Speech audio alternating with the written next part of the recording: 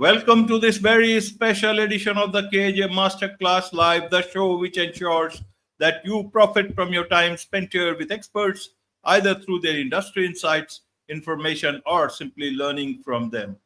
And today we have with us Bonnie D'Arcangelos, a clinical herbalist and holistic health consultant. And we'll learn from her about Silicon Plasma Hydrate, how it aids deep restoration, why herb energy enhances healing, and what makes topical herbal formulas more effective. Welcome to the show, Bonnie. Thank you for having me. You are welcome. Welcome to the show. Welcome to India in this online form, Bonnie. And I'm sure not just in India, but a lot of people across the globe will benefit from what we are going to talk right now. We'll talk about herbal healing. We'll talk about how it actually works in real life. We'll talk about all that. But before that, let's talk a bit about your journey, your background, your story, so that people know who they are listening to. Yes. So I have a master's of science in herbal medicine and a clinical practice where I work with clients who are looking to transform their chronic health conditions using natural remedies versus pharmaceuticals. And I'm also a doctoral student, and so I'm working on my doctoral degree in integrative health. Absolutely. Absolutely. People normally think there is a lot of money into the modern system of medicine, not in alternative health. I want to understand then why did you choose alternative health? You could have also gone into, the mainstream healing sort of a thing and earn a lot of money. Why this line, Bonnie? Well, it comes with a deep relationship to plants and nature and my own personal journey trying to overcome certain health challenges naturally.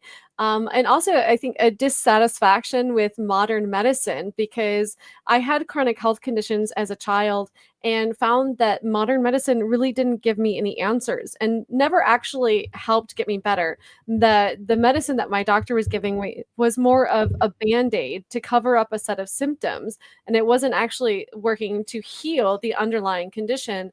And so as my own problems progressed, I had to find answers for myself. And we're talking about answers back 25 years ago before herbal medicine was very popular. And so it was that journey that taught me a lot about health and gave me a passion for helping people to on their own journey who might not have the resources that I had available to me to find out those answers. Absolutely. Absolutely. Bonnie, so I want to understand for the audience, what is it that you are trying to do? What is it that you talk? They don't understand. Everybody understands herbal medicine, herbal healing. But from your perspective, how is it that you are doing what you are doing? Well, I think that's twofold. One, I have an herbal products company, and so we're changing the way that herbal medicine is delivered. So when we ingest something orally, it has to go through a set of metabolic processes, and depending on a number of factors, including somebody's gut health, their liver health, will depend on how much somebody will actually benefit. And so my research has been into transdermal application of herbal medicine. So that's topical application. And this is even becoming popular with supplement patches where you can wear a vitamin patch to get your vitamins for the day instead of taking the supplement internally. And so what I've found with my research on our topicals, which we have a patent pending process that we do with them, is that they're more effective at treating particularly people's chronic pain conditions than if I was to give them the same supplement orally. And so we've continued to advance that even into the field of internal supplements that are delivered using this silicon plasma hydrate. And so I always like to explain exactly what plasma is to people because people kind of get confused because there's two different types of plasma. There's the plasma that's in our body, which is the state in which all of our fluids are in. And this is the type of plasma that I'm talking about. So most people are familiar with three phases of water. We have solid, liquid, and gaseous. But there's actually a fourth phase of water, and that is the plasma state. And it is a gel-like state that's highly ionized, meaning that it can conduct electromagnetic energy. And this is actually how our nervous system functions and sends signals. Because if you ever look at the actual nerves of the body, there's gaps. They're called anion gaps. And so the nerves actually don't touch end to end. They have to pass over this gap, sending that electrical current. And what they're sending that electrical current across is across a plasma fluid. And so what I've done is I've taken the substance silicon, which is the forgotten macronutrient that is essential for building collagen, cartilage, and elastin in the body and for our bone health as well. And I've turned it into a water soluble form that is in that highly ionized state or that plasma state. And I use this as a delivery method for my herbal medicine. And so this helps it to cross the skin blood brain barrier more readily, helping the person to absorb their herbal medicine. Absolutely, absolutely. So it's about the delivery mechanism, Yeah. if I understand it from that point of view. Yeah, it's how we're delivering it, but it's also the ability to conduct that electromagnetic energy, which our entire body functions on. So, one of the most fascinating things about my research is the research in trials with people who have had, say, a leg amputated. When a person has a limb amputated, they suffer from what's called phantom pains. And there is no pharmaceutical drug on the market that can eliminate these phantom pains because what it is the brain sending a signal to the leg that's no longer there. So they'll, for instance, have an itch that they can't scratch because there's no longer a leg to scratch. And what is happening here is we have a misfire and a missignal of those electrical magnetic conductions within the body. And so through my research, we've been able to help people to stop these phantom pains in as little as 2 to 3 minutes because the topicals help to restructure those signals so that the brain stops sending a signal to a limb that is no longer there. Absolutely. So, from a common person's perspective, when you talk about this whole silicon plasma hydrate, how should they understand it? It means what is the applicability there, and where does the herbal part of it? It means the same thing can be utilized even for in the modern medicine also. Are they doing it? Not using it? Yes, no, why? Yeah, so silicon is very popular in modern medicine, both conventional or allopathic, as we call it in the herbal medicine realm, and in the alternative. It is a very popular supplement, often known as orthosilicic acid. And this is believed to be extremely important for health heart. So where the herbal medicine comes in is in our patent, because the silicon plasma hydrate is a water-based, and then I'm using oil-based herbal ingredients. And so our patent pending process creates an amphiphilic bond. Essentially, it's bonding oil and water together and holding it in solution. And so because the herbal medicine is bonded to that silicon plasma hydrate, it carries it into the body. And so for the everyday person who wants to understand how this works is you can understand it on two levels.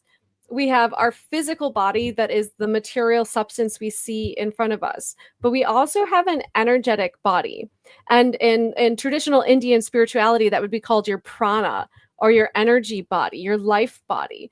And so what our herbal products are doing is they are both helping to restructure and heal and nourish the physical body, but they're also helping to heal and restructure that energy body. And so it's a combination of both physical and spiritual medicine in one application. Right, right. So your work that you are doing, it's more in the delivery part or on the herbal medicine part. How is are you associating yourself in terms of herbal medicine, herbal healing? Yeah, and so as far as the field of herbal medicine, I work with clients on a one-to-one basis in my clinic. You know, I particularly focus on people who have chronic medical conditions. I really enjoy helping people who say are going through cancer treatment and are looking for adjunctive therapy, or people who have chronic medical conditions like diabetes or atherosclerosis and are looking to manage those chronic conditions naturally and help restore their health. And so a lot of my research is into mostly traditional Chinese medicine because they have a very large materia medica, but I also study Ayurveda and then Western herbal medicine. And so I bring a combination of all three of those modalities into my herbal practice. Absolutely, absolutely. So how can people adopt this? Earlier on, also there was this whole alternative medicine and as well as the modern medicine. What is happening in terms of herbal medicine, especially that do you think it will? Do you think it will gain so much more of traction in the coming days, or it's already happening? Is it the technology part, or is it that the efficacy of such medicines or procedures, those are much more structured now? People can know like it is, it is in the modern medicine. I think when it comes to modern medicine or allopathic medicine, people are starting to realize that the medicine that they're getting from their doctor is actually not helping to heal their body. Pharmaceuticals are not meant to restore health. If you actually look at the function of the pharmaceutical drugs that you're taking, say, for instance, you're taking metformin and you have diabetes, that is not healing or restoring your pancreas. It is not restoring the body's ability for insulin, not restoring its insulin resistant capacity.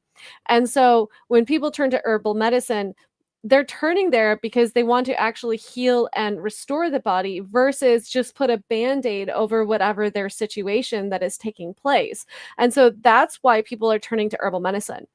They don't just want to mask an issue anymore. They want to actually be able to restore their health. But people are also starting to realize that conventional medicine, it comes with a lot of side effects. And one of my mentors said, you should never take a pill that has more side effects than you have symptoms. And that really resonated with me early on in my studies because people are taking pills that have more side effects than they initially have symptoms. And then because of those side effects, they develop other conditions. And then they're given another pill for that condition. And it goes on and on and on down a rabbit hole until you have most people are taking 5, 10, 15 different drugs. And some of the elderly people are taking so many different pills that they have to have somebody to help organize all of their medicine. And it is a slippery slope. Once you start, it's very hard to get off of that track. Absolutely. So, what's the future of this whole herbal medicine? Normally, when people talk of herbal, then they think as if one has to go to the jungle and find the herbs for themselves, and that creates some sort of a barrier in their mind because neither they know about that, and they wouldn't agree to that idea.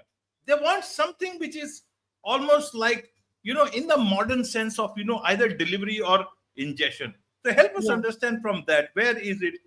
Is this whole thing changing where people will now take herbs in a much more pill sort of a thing or much more of a soluble sort of a thing? Help us Yeah. understand that particular phase.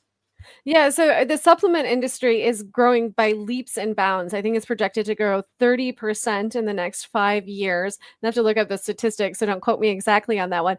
But the herbal product industry is growing. So the accessibility to herbs and supplements is also increasing. But one of the caveats with that is this thought that I can walk into a store and buy an herbal supplement and take it, and it's going to do what Google says it's going to do for me. And that's where the kind of myth comes into play, and where we're starting to see a rise of practitioners like myself who are highly trained in herbal medicine, because herbal medicine isn't a one size fits all. And I always like to use the example of black cohosh, because a lot of women going through menopause try black cohosh because it is touted as this number one herb for that condition. But I will tell you, over 50% of the women do not find it to be effective for them.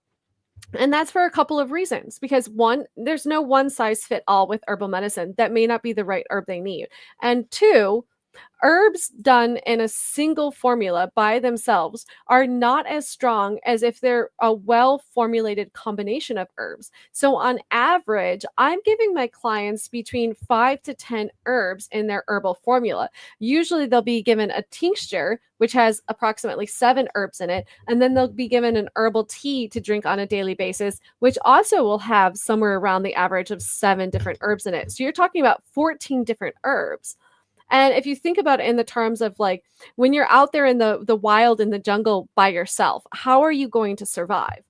But if you're out there with a group of 15 people, you're much more likely to survive out in that jungle. And so the herbs are the same. when we take them into their body, if it's just a single herb, it has to combat a large array of issues within the body. But when it's there with 10 of its other companions, they can each handle a little piece of the situation.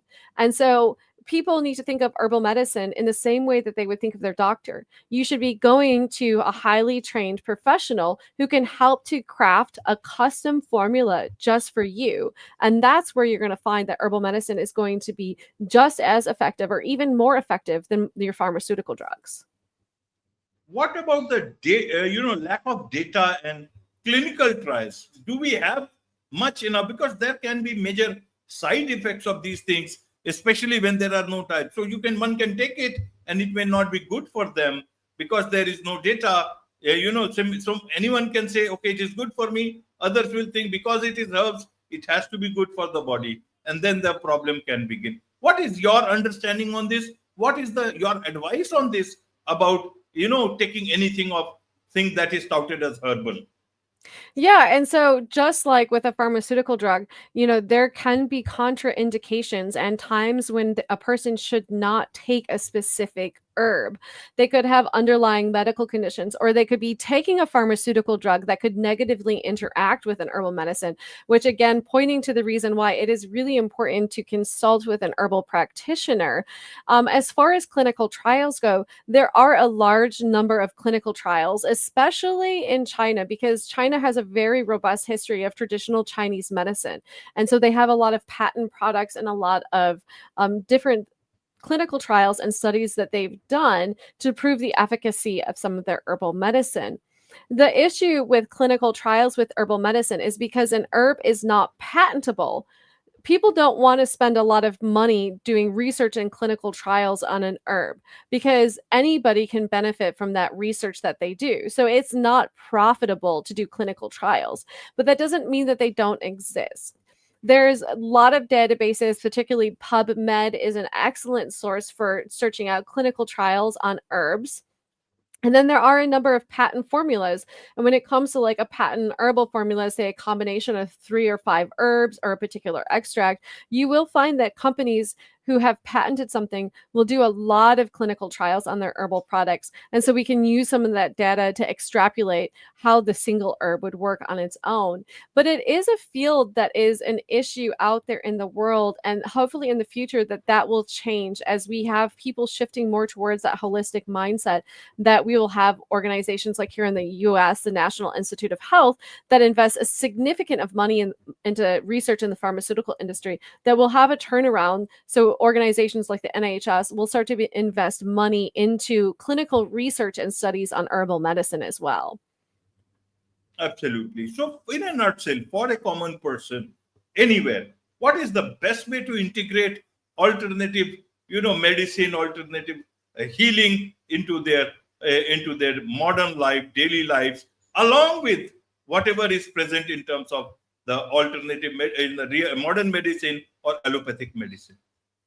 Yeah, so one of the easiest things I think we can do that anybody can do and have a limited number of side effects is integrating some herbal tea into your day, especially if you're drinking a lot of coffee. You can slowly reduce your coffee intake by alternating it with, say, something like holy basil or Tulsi basil tea. And holy basil tea has a lot of health benefits. It helps to reduce cortisol levels in the body. So we're all under a lot of stress because of our high impact lifestyles. And so holy basil, having a cup of that tea every day can really help to reduce those cortisol levels. Now, again, we talked about contraindications for herbs. So the only reason why somebody should not use, say, a holy basil tea is if they have hyperthyroidism. That means an overactive thyroid.